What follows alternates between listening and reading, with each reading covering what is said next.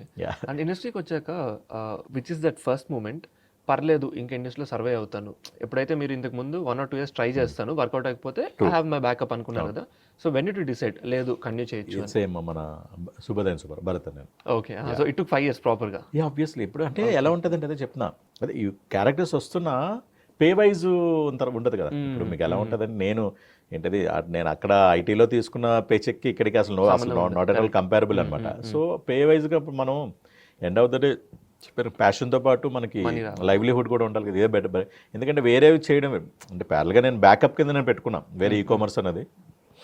So అలాగా and ఇప్పుడు అప్పుడు ఓకే పర్వాలేదు మనం నిలబడగలం ఇండస్ట్రీలో, ఏ రేంజ్కి వెళ్తామో తర్వాత సంగతి, బట్ అయితే అట్లీస్ట్ ఏంటంటే దీని మీద మనం గెట్ ఆన్ అవ్వగలం అని చెప్పి ఉండేది. అండ్ ఇప్పుడు కోర్ట్ వచ్చిన తర్వాత పర్వాలేదు కొద్దిగా అంటే లైక్ అది ఎక్స్పాండ్ ఒక 5-10 years బదులు ఇంకో మన 5 years అడిషనల్గా ఉండొచ్చు ఇండస్ట్రీలో అన్నట్టు ఆ కైండ్ ఆఫ్ ఫీల్.